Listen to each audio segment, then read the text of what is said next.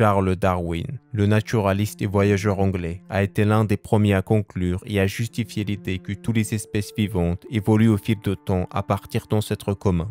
Dans sa théorie publiée en 1859 dans son Origine des espèces, Darwin a identifié la sélection naturelle comme le mécanisme de base de l'évolution. Tout cela est bien connu, mais que savons-nous de la personnalité de Darwin? Voici différents faits intéressants sur le grand scientifique. Darwin et Lincoln sont tous les deux nés le 12 février 1809, mais dans des circonstances très différentes. Alors que le 16e président des États-Unis est né dans une simple maison en rondin dans le désert de Kentucky, Darwin est né dans une grande maison géorgienne sur un domaine surplombant la rivière Severn et la ville médiévale de Shrewsbury en Angleterre. Charles Darwin aurait probablement dû devenir prêtre ou médecin comme son père. Il a même suivi des cours de médecine à l'université d'Édimbourg, mais a souvent séché les cours pour se consacrer à ses observations scientifiques de la nature. À un moment donné, il s'est inscrit à Cambridge avec l'intention de devenir prêtre anglican, mais cela n'a pas fonctionné non plus. Contrairement à la croyance populaire, Darwin n'est pas monté à bord de HMS Beagle pour faire le tour du monde en tant que naturaliste invité. Il avait été convoqué par le capitaine de navire Robert Fitzroy avec la phrase officielle en tant que gentleman pour passer le temps de long voyage en ayant une conversation avec un homme intéressant. À ce moment-là, le navire avait déjà inscrit l'explorateur naturaliste Robert McCormick, qui était également le médecin de bord. Le voyage de Darwin a pris plus de temps que prévu. Au lieu de 2 ans, le HMS Beagle a passé 5 ans en mer. Le débarquement le plus mémorable pour tous les passagers a été celui des îles Galapagos, où Darwin a remarqué que les animaux qui se trouvaient là-bas, malgré leurs similitudes, avaient des moyens différents de survivre dans leurs habitats. Ce voyage qui s'est achevé en 1836 lui a permis d'effectuer des recherches inestimables qui l'ont aidé à élaborer sa théorie de l'évolution et de la sélection naturelle. Cependant, inquiet de l'acceptation par le public et l'Église de ses idées profondément radicales, il ne présente sa théorie de l'évolution qu'en 1858, lors d'une annonce conjointe avec le naturaliste britannique Alfred Russel Wallace, qui était sur le point de promulguer un concept similaire. L'année suivante, Darwin publie son ouvrage fondamental « L'origine des espèces par les moyens de la sélection naturelle ». Bien que l'expression « survie du plus apte » soit associée à la théorie de la sélection naturelle de Darwin, elle a été utilisée pour la première fois par le philosophe anglais Herbert Spencer dans son livre Principes de biologie publié en 1864, afin de lier ses théories économiques et sociologiques au concept biologique de Darwin. Charles Darwin a utilisé le terme pour la première fois dans la 5e édition de l'Origine des espèces, publiée en 1869. Écrivant à propos de la sélection naturelle que l'expression souvent utilisée par M. Herbert Spencer concernant la survie du plus apte est plus exacte et parfois plus précis. Charles était un grand admirateur de manger des animaux rares. Il s'est habitué à Cambridge, où il était membre de Glutton Club, dont la devise était de manger autant d'animaux rares que possible pour diversifier l'alimentation humaine. Au cours de son tour du monde, il a mangé des tatous, des couguars, des tortues, des iguanes et des espèces d'autruches récemment découvertes. Mais les petits rongeurs agoutis étaient sa friandise préférée. Il a dit que c'étaient les plus savoureux. Même si Darwin aimait manger des créatures rares, de nombreuses espèces ont été baptisées de son nom, comme les pinsons des Galapagos, dont les observations l'ont amené à développer sa théorie de la sélection naturelle. Darwin a attiré l'attention sur le bec de ces oiseaux qui variaient considérablement entre les individus de différentes îles et étaient adaptés pour manger des aliments uniques dans leurs propres habitats. Darwin était marié à sa cousine.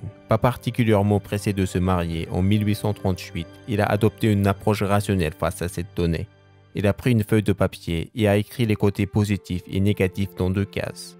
Toutefois, la liste Darwin n'incluait pas les liens conjugaux, car il avait épousé sa cousine Emma Wedgwood en 1839. Darwin a mené ses recherches à une époque et dans un environnement où l'athéisme et même l'agnosticisme étaient sévèrement désapprouvés.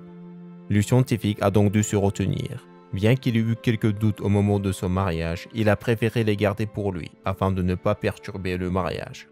Sa femme Emma était unitarienne alors que Darwin lui-même était anglican, bien qu'il ne soit pas étranger à l'unitarisme. Ce seul fait était presque une entrave au mariage. Si Darwin avait dit ce qu'il pensait, les choses auraient été encore plus difficiles.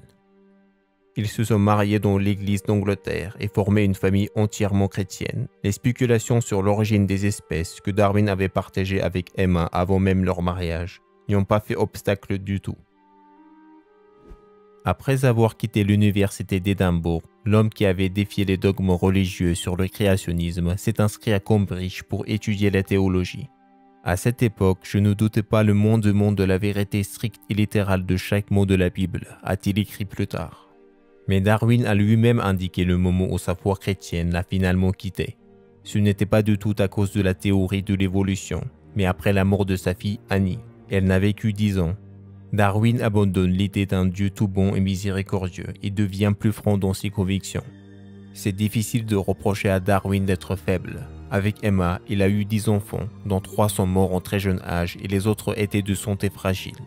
Darwin s'est probablement senti responsable de cette situation. Il pensait que la raison pouvait être la parenté étroite entre lui et Emma. Cependant, même après la tragédie, Darwin n'est pas devenu athée, bien que cela soit remis en question par les chercheurs. Mais Darwin lui-même a déclaré qu'il adhérait à des vues agnostiques, avec lesquelles même la croyante Emma a finalement pu s'entendre. S'opposant à Darwin lui-même, les scientifiques ont cité certaines de ses phrases qui témoignent plutôt d'une vision athée ou déiste. Cependant, Darwin était un homme instruit dans ce domaine. Il n'y a aucune raison de croire qu'il s'est trompé en caractérisant ses propres vues.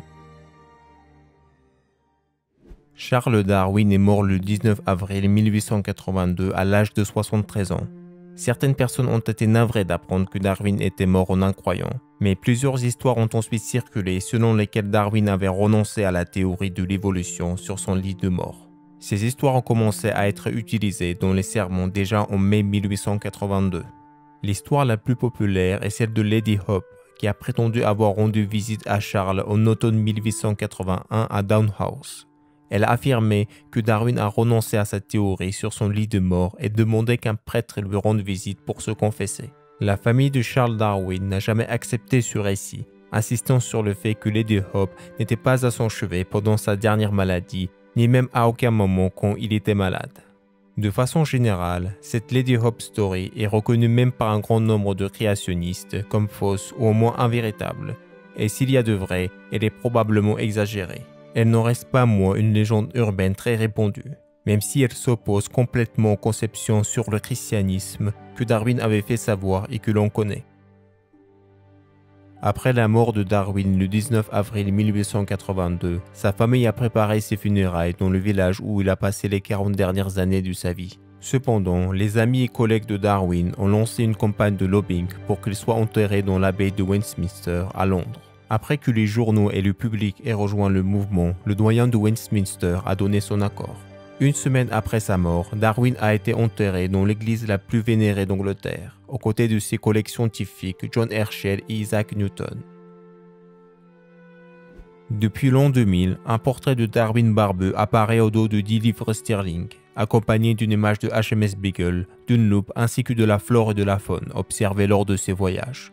Cependant, la Banque d'Angleterre a cessé d'émettre son billet de 10 livres en 2018.